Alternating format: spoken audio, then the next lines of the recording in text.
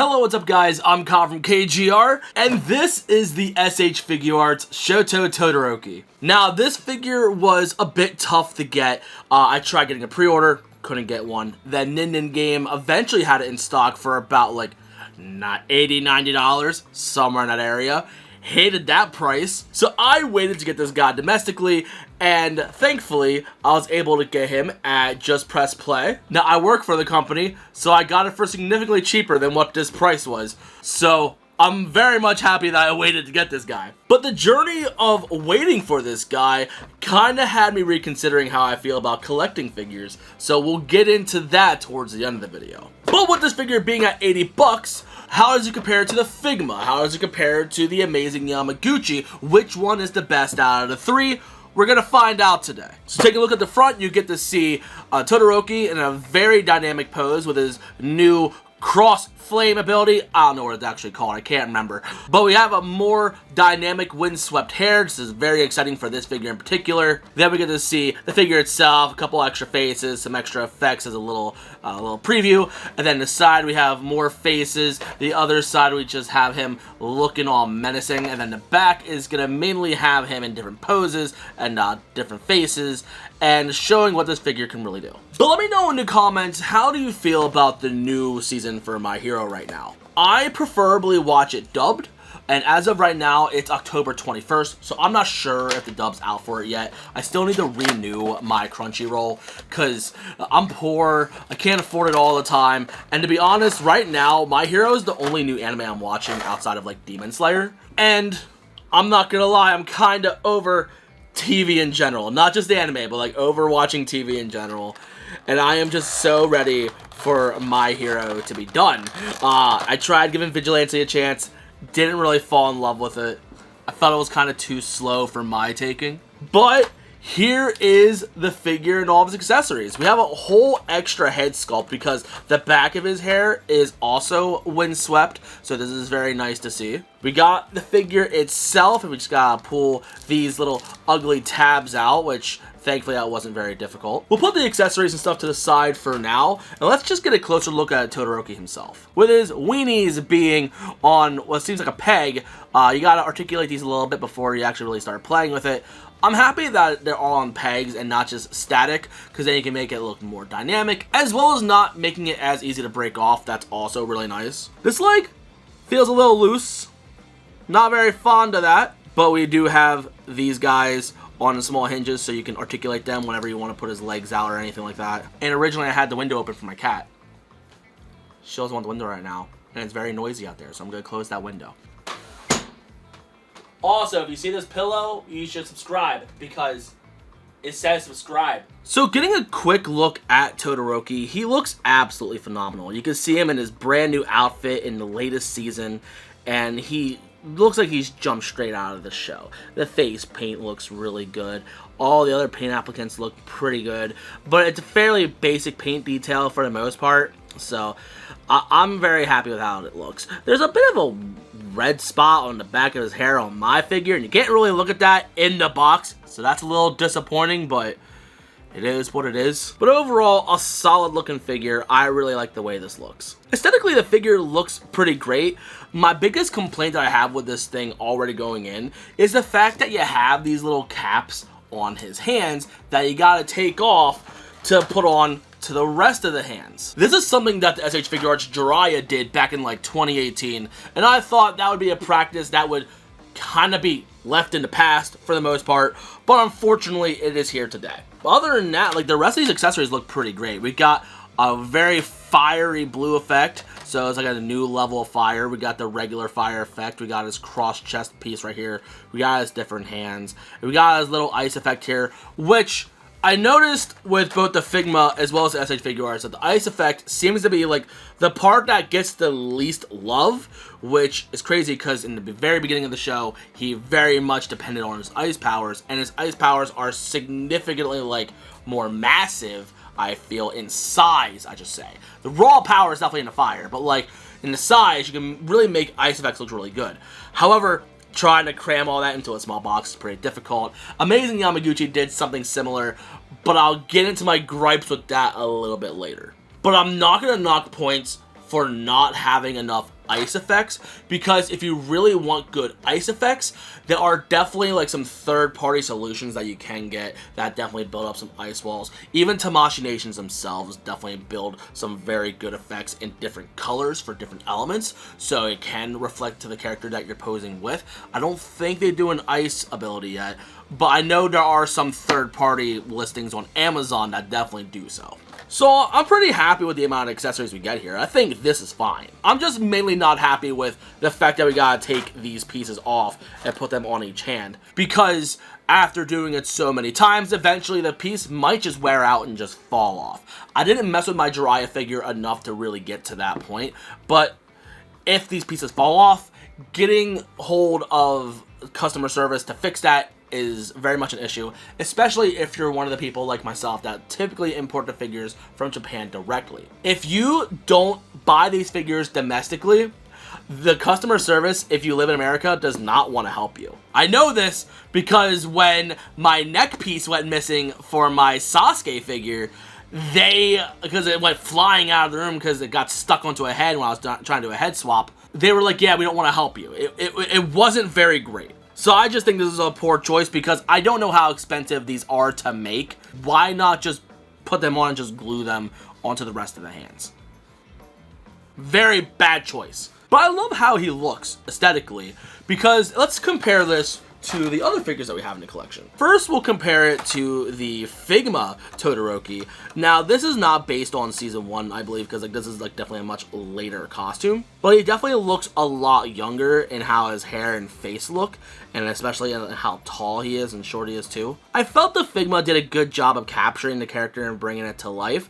However, Figma definitely shown how not great they are when it came to these characters, because when it comes to any other Figma, they do just fine. However, with My Hero Academia characters, they are extremely dynamic. They are meant to be like superheroes. So the fact that these figures can't really capture how well they should pose in the show kind of shown how not great the Figmas were for the series, I should say. However, that's when Amazing Yamaguchi came in and gave us that range in posability and gave us what we wanted for the most part when it came to accessories as well as articulation. However, the looks of the figures weren't always great. The legs were always bulky for some characters. The face plates, if they're printed on, just didn't look right. Like, that face does not scream Todoroki to me. And also the feet were very tiny. I'm not sure what's up with that, but they have tiny feet. That's really silly. I'm not a fan of that. So I feel like the SH Figuarts is very much a good mishmash of the two. While the Amazing Yamaguchi posing, I feel is a lot easier to pull off. You can pretty much move it the way you want. It has not many restrictions. This one has a little bit of restrictions you gotta learn how to like maneuver with, but eventually you can get the pose that you want, but it very much has the aesthetics of what an SH Figuarts would have to make it so you can still have the beauty of the character, but still have the dynamic range that an Amazing Yamaguchi would have. However, my biggest issue with the SH Figuarts My Hero Academia line is the lack of quality control. With the Deku figure, I noticed that the wrist hinge would break very easily, and it wasn't just an issue for me, it was an issue for a lot of people. In fact, some third party actually ended up making new wrist pegs specifically for Midoriya. Which, speaking of, let's compare these with the other SH Figuarts line. Aesthetically, Deku is definitely gonna be my favorite, because I just love how big his feet are, I love his color scheme, I love the way the hair is painted.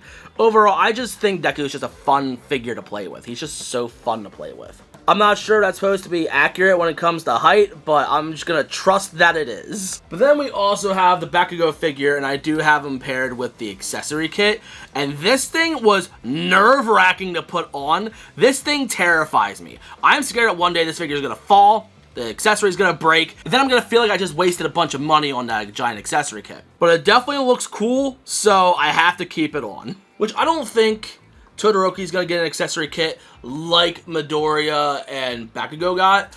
I just feel that they're gonna just have you depend on other accessory kits like the fire effects or third-party ice effects, I guess, unless Tamashii Nation makes one. Because what they included in the box here, I feel, is fine. For some reason, I thought he came with an eyes closed effect when it came to doing this effect, but I guess not. I'm probably just misremembering. Now these look like they have fists at the end. Oh yeah, you can definitely see. Yeah, like that is a fist. That's kind of cool. So I guess we're gonna take this off. And then we're gonna arrange the ball hinge. Okay, then we're gonna peg that in. I'm gonna struggle to put it in, I guess. That's fine. Oh, Jesus. Okay. This already isn't fun. I felt like I almost had it in, and then it just fell out. That has me very scared of how well this ball peg's gonna last. But we finally got it in. I didn't feel a satisfying click, but I definitely got it in. But he's not just gonna punch somebody and just look like that with that kind of face. No, we gotta make him look dynamic. We gotta swap out the head, make the hair look all static, and go from there. So I guess we're just gonna pop off the head, because we're gonna put on an all-new face in general. Let's do the shouting face. Why not? Because we like him angry. Ow. Putting on, ow. This faceplate definitely pokes your fingers. Ow. So we're just gonna slide that back on. Okay.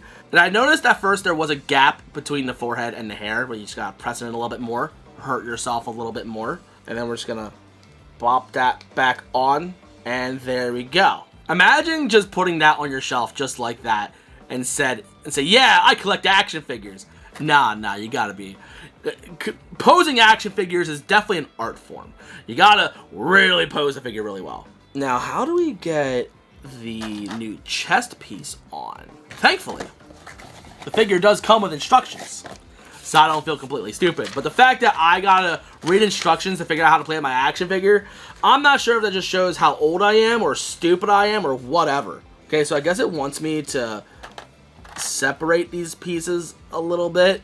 And then how do you want me to take the little T-cross thing off? Like, do I just take it from the bottom? Like, how does that work? It just says, take it off. Like, okay, man, yeah, I can easily do that. Okay. It took a little bit, but I did it. It's definitely very much a solid piece. It doesn't really have much flex to it. It's not very rubbery. So, be careful doing that. Then we're just gonna simply put this piece on and replace that. There we go. And then we can press this thing back together. Okay, so now that we got that set up, I guess we can pose him and make him look dynamic and such. Hold on, let's put on one of the hands. I'm looking at these hands, and this set very much look similar. I know they're slightly different, but I don't know, man. They look a little similar, and it felt like it was a waste of mold. Let's do this hand. I think that looks right. So we're gonna take off this fist. There we go. Take that off. Put that here. There we go. I'm mainly concerned about one day, what if you're posing the figure and, like, I guess the climate in your room or your collection just fluctuates a little bit, and it kind of does a death grip on the plastic. So when you're trying to finally take it off, it just flies somewhere. I'm dreading that day. I still think this is a bad decision. I thought Tamashii Nations kind of moved past this. I feel like this face, this pose, definitely looks psychotic. Like that, he is really screaming. This is very much insane. That said, if you like that, then cool beans. I think it's a little much for me. I feel like doing a teeth gritting face probably would have been better for that. I feel like if he's going against his brother, which, by the way, we are getting that figure too. I do have that pre-ordered. When he's going against his brother, then I feel like that face is very much appropriate. But I don't know. I don't see myself putting him in a pose or in a scene that'll scream for that face. You do get a little bit of a gapping in here, unfortunately, when it comes to some of the leg pieces.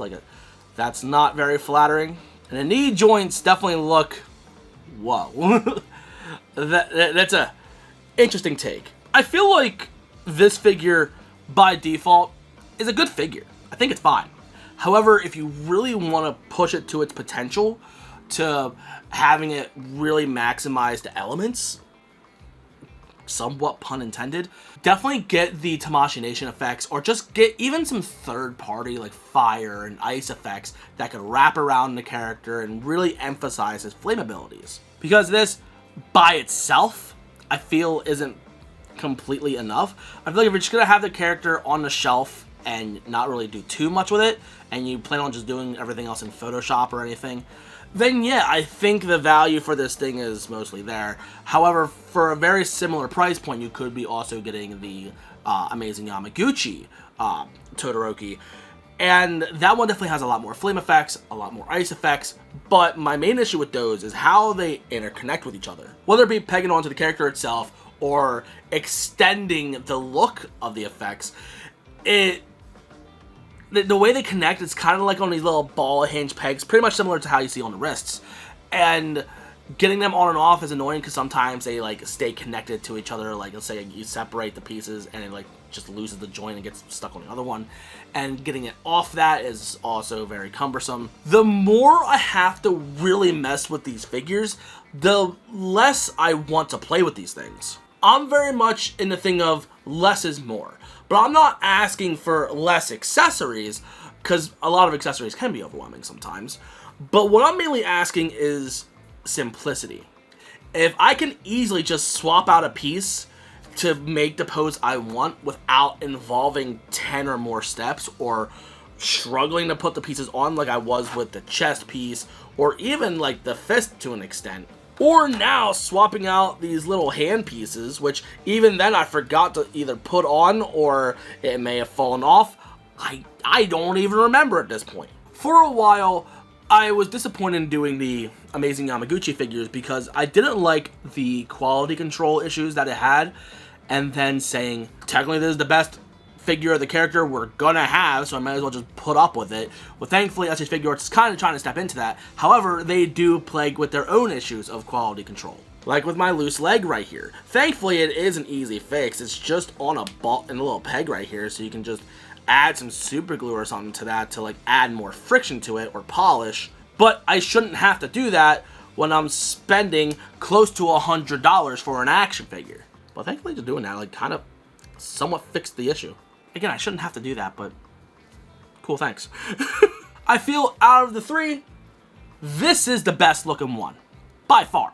I like the idea of getting the Figma and then pairing it with the SH Figuarts ones, just so you can see how much they've grown up, I guess.